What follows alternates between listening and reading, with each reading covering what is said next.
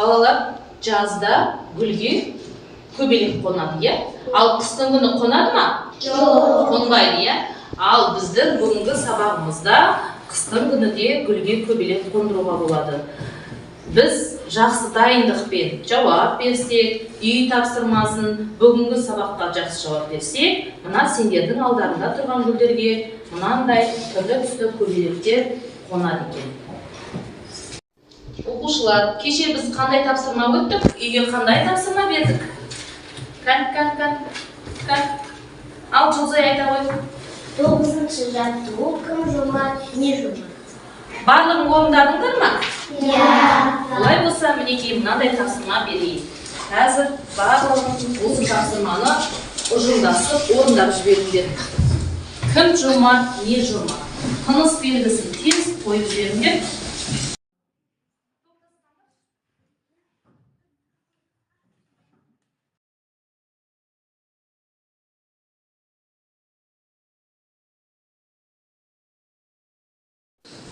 Жарайсыңдар, 3 топта үй тапсырмасын дұрыс орындап келіпсіңдер. Олай болса, жүргізіп оқып жіберейікші кәне, Айбат. Не жомарт, кім жомарт, не жомарт, жер жомарт, адам сыртқа асыраған, не жомарт, кім жомарт, жерге нұр шашыраған, кім жомарт, ұстаз жомарт, бар балаға тәлім берген, кім жомарт, батыр жомарт, халық үшін жанын берген. Жарайсың. 2-ші топтан Нұрсұлтан оқи ғой. Не жомарт, жер жомарт, адам затты асырған, не жомарт, күн жомарт, жерге нұры шашырған, кім жомарт, ұста жомарт, бар балаға тәлім берген, кім жомарт, батыр жомарт, халық үшін жанын берген. Не жомарт, жер жомарт, адам затты асырған, не жомарт, күн жомарт, жерге нұрын шашырған, кім жомарт, ұста жомарт, бар балаға тәлім берген, кім жомарт, батыр жомарт, халық үшін жанын берген. Балалар, барлықтардың үй тапсырмасын жақсы орындап келіпсіңдер. Бұл жерде біз қандай белгі қойдық?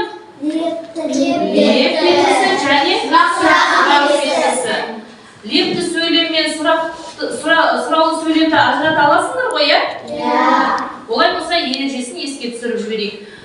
Бекзада, лепті сөйлемнің ережесін айтып жіберші кәне. Адамның көңіл күйін сезімін білдіреді. Сөйлемді лепті сөйлемді жатыр. Лепті сөйлемді соңға леп белгісі қойылған. Жарайсың, тамаша.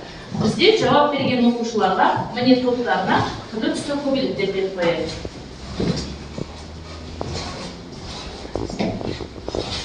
Балалар, бізде келесі тапсырма, үй тапсырмасын қорыту мақсатында кенгуруге көмек көрсетуіміз керек. Кенгуру баласын қай жерде ұстайды балалар? Қалтасында, иә, ол қалталы жануар екен. Ендеше біз соның балаларын қалтасына жинауға көмектесіп жіберейік. Міне мына топтан 3 оқушы.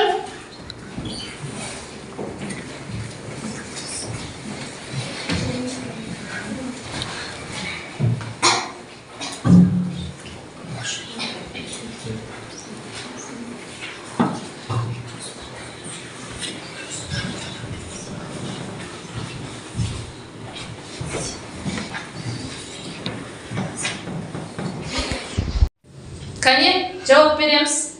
Неткен ғажап көрініс, бұл лепті сөйлем. Тамаша. Мен театрға бардым, бұл хабарды сөйлем. Тамаша. Келесі, Алина. Ағам оқудан кейін сұрақ берсін. Тамаша. Келесі, Бекасыл. Қазақ тілі сабағы ұнайды ма? Қандай сөйлем?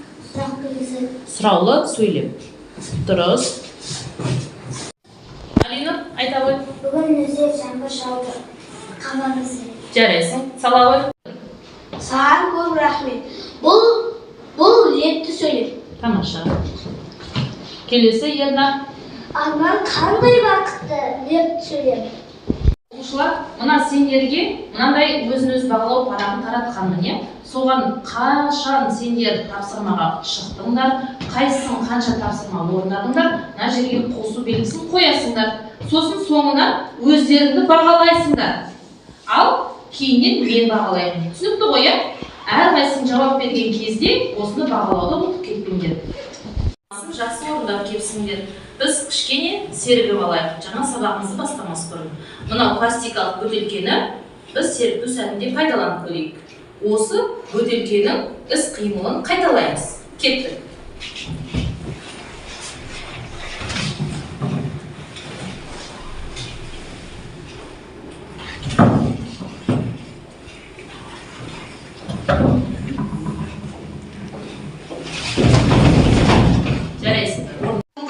Жаңа тақырыбымыз лепті сөйлем.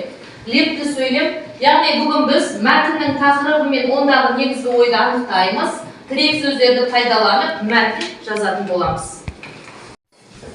Оқушылар, 105-ші беттегі 10-ші жаттығуға назар аударамыз.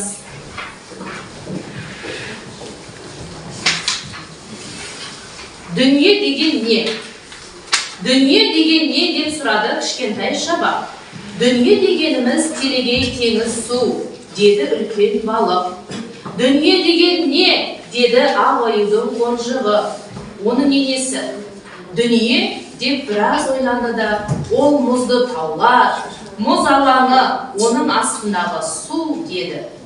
Дүние деген не? Деп сұрады кішкентай бота. Дүние деген көп құм, аздаған саз, және аздаған шөп, тәтті кен деп жауап берді түйе. Алақай, дүние дегеннің не екенін енді білдім. Ал балалар, бұл туралы сендер не білесіңдер?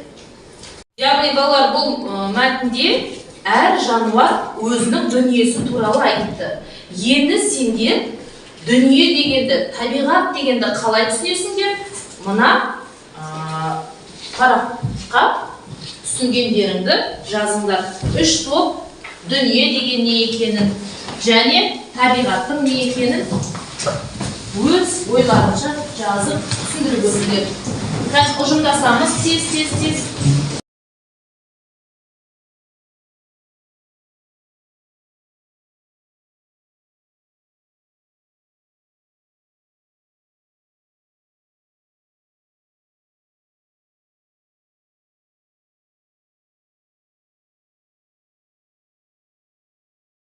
Ал балалар, дүние мен табиғатты қалай түсінді екен бірінші топтан? Дүниені сұрайық. Раяна, дүниені қалай түсінесің сен? Дүние деген отбасым, сыныбым, достарым, туған жерім. Тамаша, жарайсың. Келесі екінші топ қалай түсінеді екен? Гүлзада, қалай түсінесіңдер дүние дегенді? Достарым, отбасым, отырым. Тамаша, жарайсыңдар. Ал енді үшінші топтан табиғаттың не екенін түсінеге. Табиғат дегеніміз не екен, Алтынай? Табиғат дегеніміз жер, су, ауа, жануарлар. Тамаша. Келісесіңдер ме, балалар? Жарайсыңдар. Оқушылар, енді біз дәптермен жұмыс жасайық. Дәптерлерді ашып, бүгінгі күнді жазып, 11-ші жаттығуға назар аударыңыз. Балалар, жазу жазған кезде аяқ қолды қосып, денені түзу ұстап отырып жазамыз. Және көркем, көлбей қылып жазыңдар. Балалар, бүгін біз бұл тапсырмада судың пайдасы туралы әңгімелеп көру керек екенбіз. Су туралы төмендегі сұрақтарға жауап беруіміз керек. Судың тіршілік үшін қандай маңызы бар? Адамдар суды ластамас үшін не істеу керек? Мен сендерге алдында айтқанмын, су туралы қызықты деректер жинап келіңдер деп. Оқып, біліп келгендер бар ма ішімізде? Жарайсыңдар тағы. Тамаша. Ал бірінші топтан, кәне, Мағжан. Ер кісінің алкашы шамамен 70% судан тұрады. Дұрыс айтады. Ер кісінің ағзасы 70% судан тұрады екен. Жарайсың. Келесі, Ернат. Су әлемдегі ең көп тараған зат екен. Тамаша. Тағы да бірінші топтан бар ма? Ал Жұлдызай. Қарбыз 92% судан тұрады. Жылан суға батып кетсе, қайта шыға алмайды. Жарайсың. Тамаша. Ал екінші топ, кәне. Інжу, айта ғой. Кез келген зат судан тұрады. Тамаша, жарайсың. Келесі, Гүлзада айта ғой. Су сұйық зат, жарайсың. Келесі бар ма тағы да? Ал, Алина.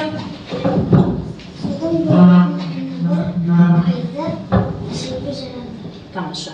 Қандай қызықты деректер жинап келдіңдер? Кәне Бекасыл айта қойшы. Судан 3 тіл бар, сұйық, қатты, бу. Тамаша. Келесі Алтынай. Егер де адам ағзасына 2% су жетіспейтін болса, адам ағзасына, адамның ойына, іс-әрекетіне 20%-ға дейін Төмендейді, иә? Төмендей ме екен? Дұрыс екен. Ал тағы да Дәмер сенде бар ма? Айта қойшы. судың түсі әйнектің түсіне ұқсайды. Дұрыс айтады. Келесі Алинұр.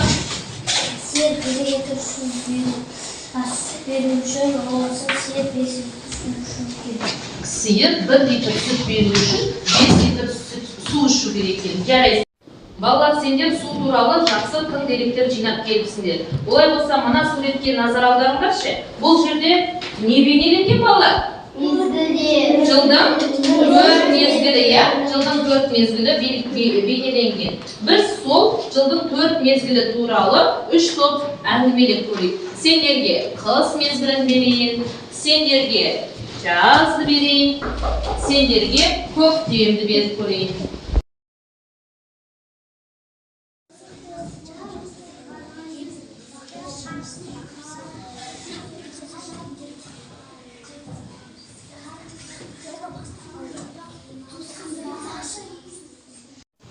Қыста қарлар жауады, қыста адамдар бәрі қалың киіне бастайды. Қыста қара түс ойнаймыз, қыста аққала соғамыз. Қыста адамдар бәрі қалың киіне бастайды. Жарайсың. Жазда айдала жап-жасыл болады. Жазғы демалысқа шығамыз. Түрлі жемістер өседі.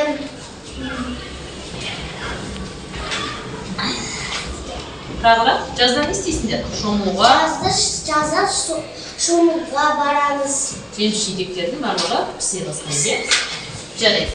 Қар ериді, жер жыртады, біз бақша егеміз. Бір шыр жарады. Және Барлық тіршілік иесі оянады. Тамаша.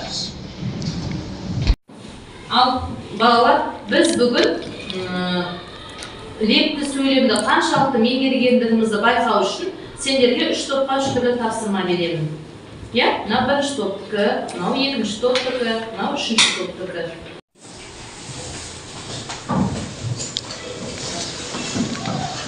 Ұйымдасып тез-тез жауап беріңдер.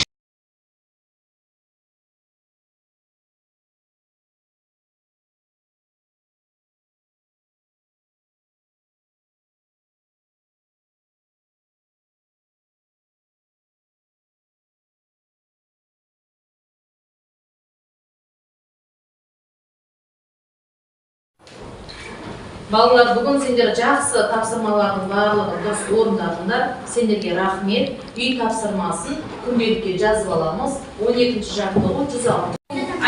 Сабақ аяқталды. Мына өзін-өзі бағалау парағын маған өткізіңдер.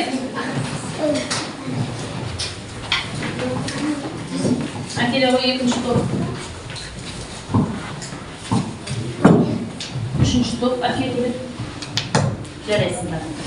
Бүгінгі сабағымыз қаншалықты сендерге ұнады, ұнамады, соны TikTok әдісі арқылы маған кері байланыс беріп жіберіңдер. Және алдыларында таратылған